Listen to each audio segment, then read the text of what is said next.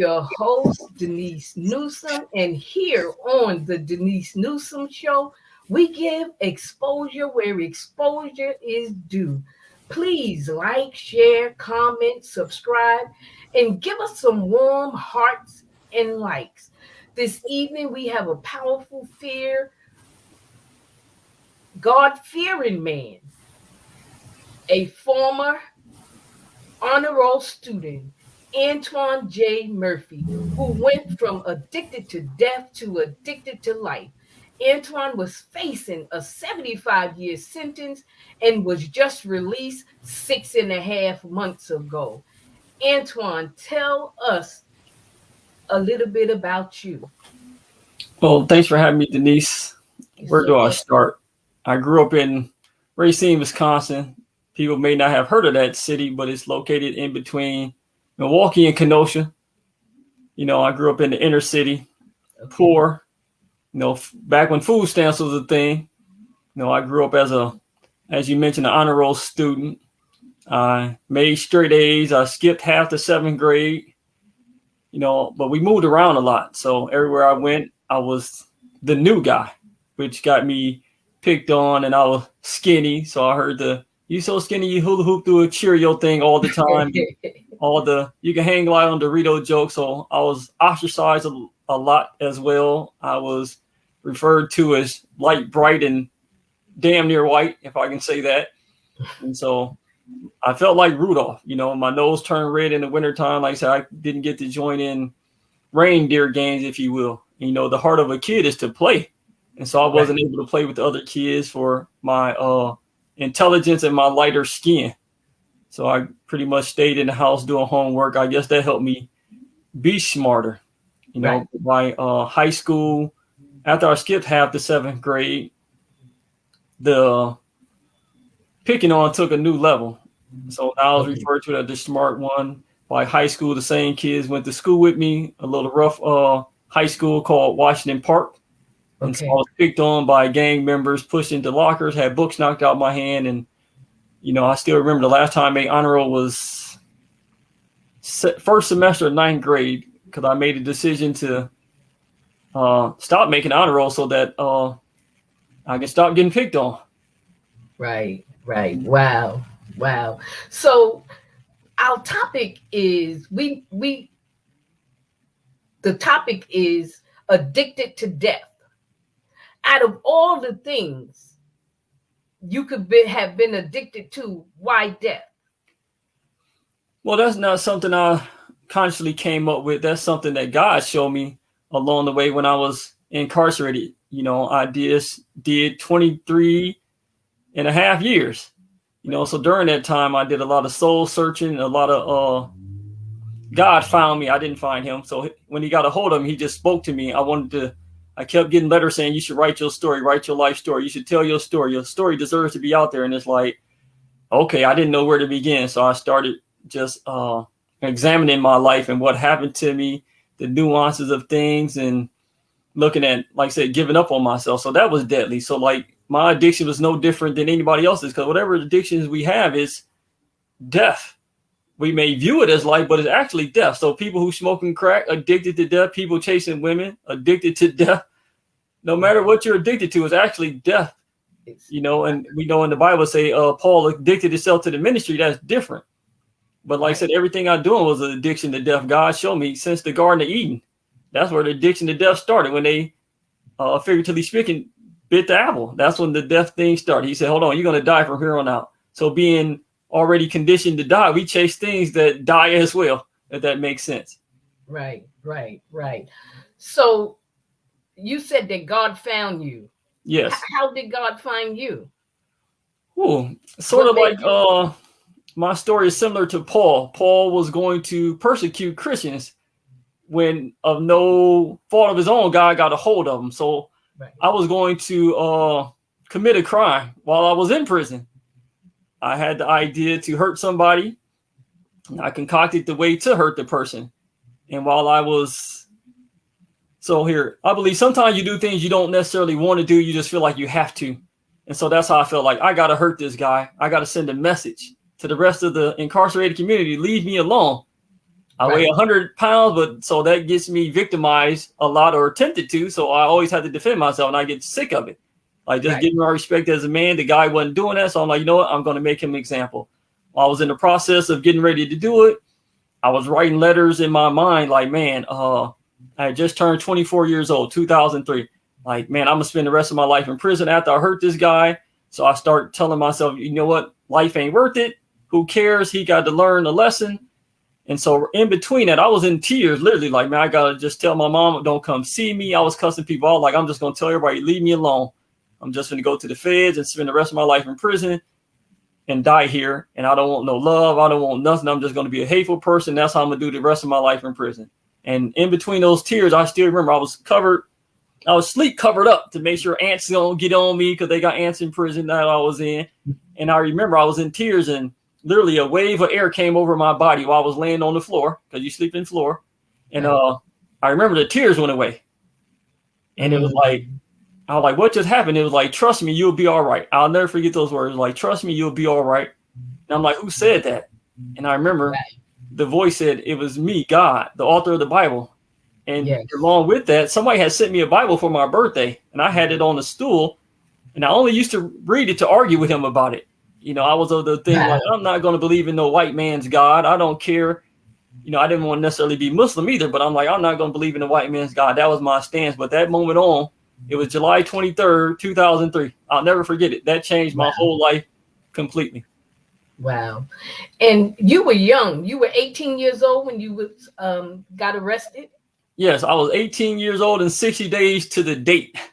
Wow. Yeah. And it sounded like, by hearing you talk, like you were angry.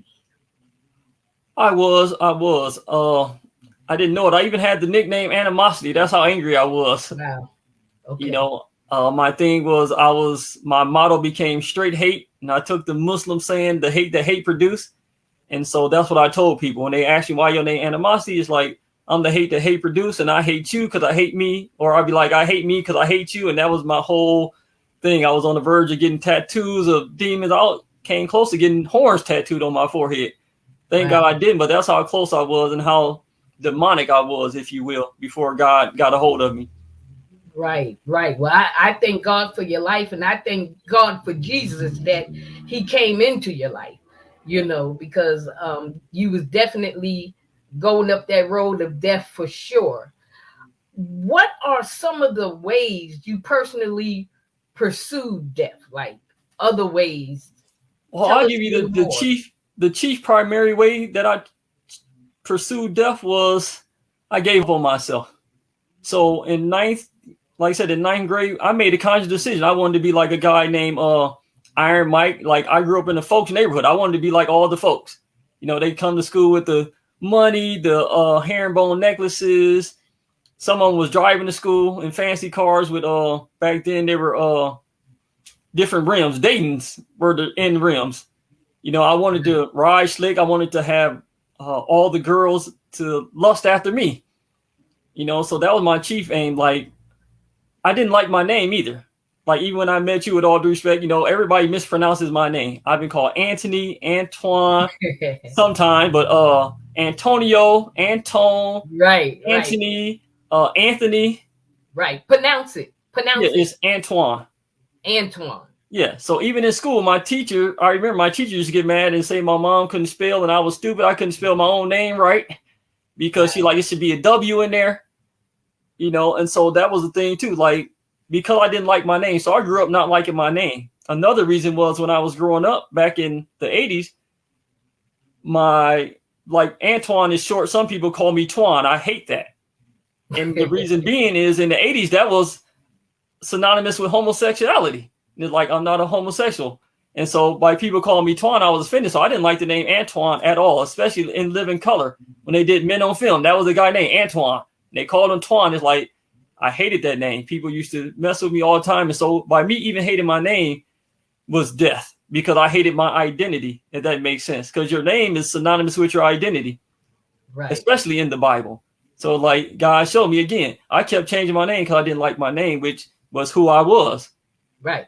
You see, so like I never liked me from when I was little. I didn't like me. So that's the primary way that I pursued death along with like I said, I chased women. I would risk my life to go on the other side of town to Be have with sex women. with a girl. And that's just the truth of the matter. I didn't care about getting robbed, shot, or killed. It's like, chasing women was everything, but that's death. That doesn't necessarily bring life to anything. It can bring new life, but it can still be deadly if you got wrong parents. Right. Right. True. True. And just talking with you and speaking with you, it sounds like that it was a lot of anger even before you was 18. Is it like something that took place in your childhood or no? I would say it's a cumulative effect. Like I grew up in foster homes. Again, I was ostracized Okay. in foster homes. So like here, I've been victimized a lot. I got pushed off a roof when I was like 7. A guy pushed me off a roof for no reason. I was going to jump, but he pushed me off. So that required me to get 13 stitches. Shortly thereafter, I was going to Lincoln Supermarket. I remember I was going to cross the street. I ran across the street. A car let me go. You know how they wave you past? I did that right before I hit the curb. I got hit by a car. So, and like I said, then the community violence that I suffered because of my light skin and my intelligence, and so that was a cumulative effect. It's like over time I got angry. Like I don't understand why everybody picking on me, why I just can't exist. I was full of love in first grade, but it's like kids, I remember some 5th graders called me over there, hey man, what's going on? Nothing. Next they were doing wrestling moves on me. I was a small kid, so they was throwing me around the playground. Right. And it's like I didn't understand why everybody was messing with me. So in a sense, anger became a defense. So when I was angry, I was able to respond to the victimization. Like, you know what, I'm gonna give y'all what y'all give me, because like I didn't understand it. Like that got people to leave me alone. So when I became angry, I got in a fight in 10th grade with a guy. Now I remember they could have jumped me because he was in the gang. It's like they could have jumped me, but they didn't. They let us have it out, and honestly, it felt good to smack somebody. So I, in a sense, won the fight, but that got me accepted into the gang because they like, oh, he's not a punk. But like I said, I was angry because it was a defense in my community to survive. Wow. Growing up, did you feel love when you was in the foster homes or no? Absolutely not. No. Absolutely not. I can tell you that I had when I was there, like I've been in 2 different foster homes on 2 separate occasions. I'll explain. So I lived with one family twice, and then I lived with a different lady twice. Okay. And so with the first couple that I lived with, it was a lot of abuse. It was a lot of physical abuse, whereas like I used to get my mouth washed out with soap, but the only thing is they would hang me upside down in the sink. And one person, the wife banging my head in the sink while the guy shoving soap in my mouth. But then they would give me a Klondike bar, which give a new definition. What would you do for a Klondike bar? I would suffer child abuse just to get sweets. And that didn't make sense to me. They would have us pick our own switch, and then the guy would take like 10 minutes to take his little red pocket knife, and he would shave the ends of the tree and twist it together and whistle and tell you how good he's going to give you a beating. So eventually, to the best of my knowledge, they eventually got arrested the second time we lived with them. Then when I lived with another lady, it was more of a let me ask you this. Let me ask you this. You said when we lived with him, so you had a sibling with you? Yes, I had 2 brothers with me the first and second time. And then by the time I went to another foster home, I had another little brother. And so we all went through the same thing. I just remember my accounts. Right. Are they your biological brothers or yes, your biological yes, brothers? Yes, because none of the foster homes had other children present. Okay.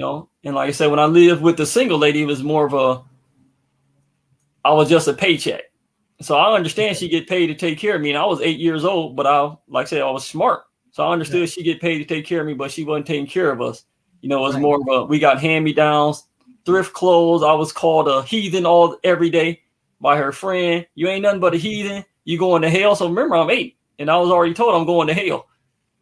You see? So I didn't understand the concept of God. I was made to go to church, but at the same time, they tell me I'm going to hell because I'm so bad that God don't want me. So that affected me. Like I said, no Christmas, no birthdays, nothing. No hugs, no kisses, none of that stuff. Right. My heart goes to you on that, on that note. I know a lot of people that have gone through that, but I thank God for Jesus for your life, that you can be inspiration to other people.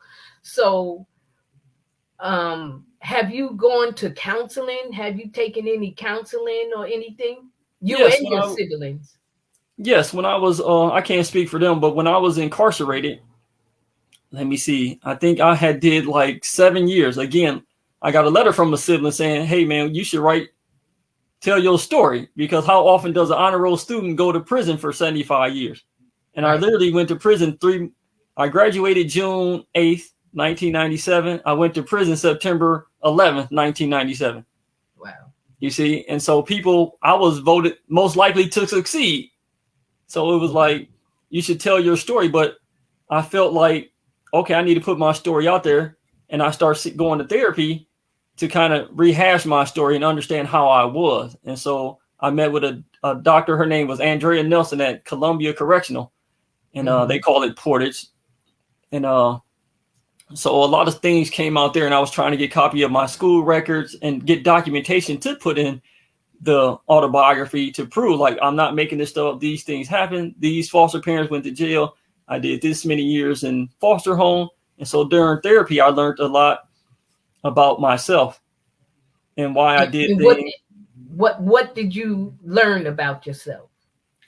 The primary Name thing I some learned things about you learned. the primary thing I learned is that I was addicted to giving up on myself. Mhm. That's the primary thing I learned. Yeah, that's what it was. Like, everything started when I gave up on myself, and all it took was me to get angry, and I would give up on myself. I would give up on my future. I would give up on anything. All I had to do was get mad, and I would give up on myself. I also learned that the things that happen to me don't define me. You know, Exactly. and I also learned that I had to address that. Like, here, I was in prison I shot somebody during a robbery. You Okay. know, and like I tell people, I make mistakes. The only difference between me and them is my mistakes can be Googled. You see? Right. And so I Right. shot somebody, but I had to address that. Like, man, I shot, and he almost died twice. So I had to address the fact and confront the fact that Right. I almost took somebody's life for nothing. Right. And it should be known, I didn't get money out the robbery. Even if I did, I would have had to pay it back. It just, like, it happened like that, and it's like almost had to deal with killing somebody. And Right. so I had to address that fact. Like, the thing was, everybody asked, why did you do it? And it's like, I have no explanation why I did it, except for I tell people, like, I was trying to kill me and he got too close. And that's not an excuse. It's just like, that's the only explanation I have, is that I didn't want to live. And somehow it transitioned to me hurting people, because anybody who wants to live, Dr. Dre said it one time on a record. He's a famous rapper, but he said, nobody gonna go out there and shoot somebody unless they just stupid. And he made music about doing it, but he like, you ain't gonna do it for real. But like, I did it for real, and Right. I had to live with the consequences. Like I said, I did. They gave me 75 years in prison for my actions. Right. But I Right. learned, like, man, what happened to me? I wanted real fast. I wanted to be a doctor, so that's what really I had to dress like. I wanted to be a doctor when I was little, and somehow I wound up being in prison for Wow. damn near taking life when I wanted to help life live. Right. Right. Right. Do you do you think that so tell us what made you do that 180? What really turned your life around? We talked about you being in prison and the things that took place while you were in prison, but what actually had you, I know God, but change? Uh, when I was incarcerated, I came into myself. Like, I came into my manhood. Something Okay. that, before I even met God, all right? Before he introduced himself, I was uncomfortable in prison. Something inside of me, and like I said, this is pre-God. Something inside me was like, this is uncomfortable. This is not natural. It just didn't speak. I didn't know nothing about spirit, so I just knew, like, I didn't fit in prison. I didn't act like everybody else. I didn't talk like other people. I wasn't cookie cutter. I wasn't excited to be there. I didn't make up things to do to make it better. I did. Within 6 years, I hated prison. I hated life. I just wanted to die, to be honest with you. I wasn't strong enough to commit suicide. That was the only thing. Like, I didn't think I didn't even know how to tie the knot. I'm just being honest. I Well, tried to do thank it one God. day. Yeah, I tried to tie the noose one day and I couldn't even do it. Now, like I suck at everything. You know what I mean? And so it was like, what happened? And so the real thing happened in, let me see, because I keep journals, so I know dates. It was Yes. June 3rd, 1999. I got a letter from a guy named Tyrone Cross. I'll give him a shout out. But he was my next door neighbor when because I started off in juvenile prison, as they call it, Right. right in my hometown. So that messed with you. I was in a prison in my hometown that my mom lived 2 blocks away from. I can't describe the feeling of being in the prison that you watch be built. Yes. You see, you watch a prison be built, never thinking you're going to be in it. Right. And the whole time I'm walking around the courtyard of the prison, I know what street I'm on the outside, if that makes sense. So like Hinkle Memorial Drive, Hinkle Hamilton, Hinkle this Albert Street, and I forgot the other street, but it's like I'm literally incarcerated in my own community. In and your so own community. So like, damn, right. I watched me built. Like nobody know what that's like. You can smell the barbecue. It's like being so close yet so far. Yeah, and you can smell the barbecue yet so far. Cooking across here. You see people you know while you're on the prison bus. They throwing up signs and hey and waving at you, and it's like, so that was one thing, But back to the letter, when Tyrone Cross wrote me, like I said, I had just met him in prison. I got in a fight, went to segregation. He wrote me a letter and told me, man, I'm disappointed in you. You know, he held me accountable, which nobody had did the whole time I was incarcerated. Nobody told me. He told me I might can go home. He's like, what would you do if they let you go home? I'm looking like I got 75 years. I'm not going home. My release date was 2072. This is 99 when he wrote me the letter. Like, man, I'm like, I'm not going home. But he said, if they let you go, what would you do? And that day, I remember I had a single cell. I walked back and forth like, what am I good at? I can't be a doctor. I'm incarcerated. No way I can be a doctor. So I just start, like I said, again, soul searching. I start walking in my cell by myself and like, what am I good at? And I remember that what came to me was that right before I got incarcerated, I had went to Chicago. And a friend was like, well, the guy liked how y'all dress, me and my brothers. And like, he wanted to give us our own clothing line. We just had to come up with a name. And I remember when he told me that, I had the notebook. Like I said, I'm introverted, so I spend a lot of time by myself. But I remember trying to come up with a name for a clothing line. But I wanted to represent the game that I hung with. So I'm trying to talk slick. And it's like, it hit me though. Like, you know what? Always wanted to draw. I'm like, you know what? I'm going to have my own clothing line. That's what I'm going to do. I said, if they ever let me out of prison, I'm going to have my own clothing line. I remember that day. I still have the drawing somewhere, but like I said, I remember the date, June 3rd, 1999. I started drawing. I didn't know how to draw a t-shirt or anything, but that's what I started doing. I started trying to figure out how to draw t-shirts, how to draw clothes. Right. I didn't have a name. I just was like, you know what? I'm going to figure something out. And that was the initial spark, the light. Like I tell them, it was no light at the end of the tunnel. I drew one. Literally, I drew a light at the end of the tunnel. Right. Right. Yes. You have 2 clothing lines, right? Don't you have 2 clothing lines or? I have several out right now. It's just in the beginning stages. Like I had this, the God made stuff I'm working on, but there's several God made clothing lines. It's just, we God made university. So there's 5 of them. We God made university. Then I'm working on other ones where I haven't officially given them names yet. And some I'm secretive about because of the trademark and just honest. Right. But I'm currently, I'm making a sweater right now. I got it on my bed. I literally sit in my room and make clothes. And that's part of my abundant life. Right. You know, right. Can I show it to you? You can. Yeah. So right now, because they don't believe I do this by hand either. Ain't go to needle and thread. But this is a sweater I'm working on. It says homesick. You see, but literally, that's what I'm thinking. Very nice. So tell us, we're running out of time, but tell us, what do you think of yourself today? You were addicted to death, but now you addicted to love, to life. So tell us about your addiction to life. Well, my addiction to life is quite amazing. I know who I am. I tell people, like I have a lot of mottos. I know who I am. I know where I'm going. I know how to get there. So right now, like Jesus said in John 10:10, I came that they may have life and life more abundantly. So I have abundant life. So when I was in prison, I was too big for that cell. You see, because Solomon said the heavens and the earth can't contain God and God in me. So eventually I couldn't be contained in that cell. And so when they release me, I have it here, my dream journal. And I Yes. showed it to you before, like Yes. number 61. It's real small, but it says talk show, guest, or host. And so this is my dream journal. And right here, I got 100 things. They can't see it, but these are all dreams God is going to accomplish through me.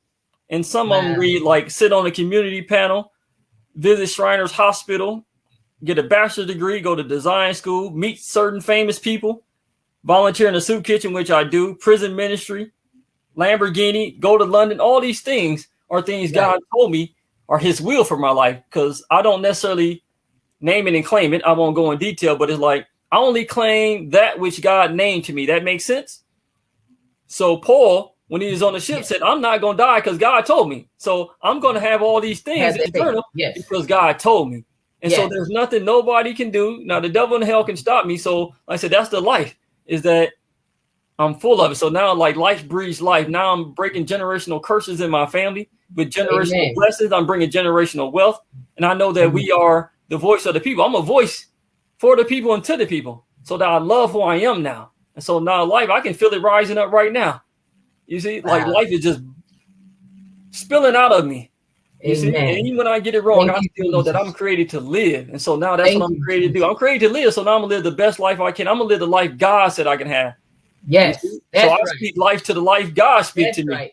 You see, so that's what it is. What God tell me I can have because he told me I can have it. And he's not a liar that he should lie. That's right. That's right. That's wonderful. That's wonderful. I am so thankful for you. Our time is running out. I want to thank everyone for watching. I know that you were blessed mightily by Antoine's story, his wisdom, the outlook that he have on life today. Antoine, thank you for coming on the show this evening, sharing your story and testimony and your experience in prison and in foster care, being your authentic self. We really appreciate you. And I will definitely have you on the show again. Stand firm. No matter what, you stand firm on God's promises, just as you say, and you will be all right, no matter what. No matter what. No matter what it looks like, no matter what anybody think or say, you know God. You know to stand on his promises. I am going to ask the audience, and I never did this before, but I wanted to see if anyone would. He just got home, and Antoine just got home like 6 months ago, and I wanted to see, and it's up on the screen, if you would be a blessing to him financially. He can definitely use a financial blessing. Join us next week. We have author Robert A. Vilmo. He was on October 11th, and this is going to be part 2 of my journey in listening to God's voice and influencing people's lives. You do not want to miss this man of God. He was on October 11th. If you didn't see that show, go back and watch it. Watch the replay. God bless. Stay safe. I love you. Check out my website, DeniseNewsome.com, and I will see you next week. You just need a little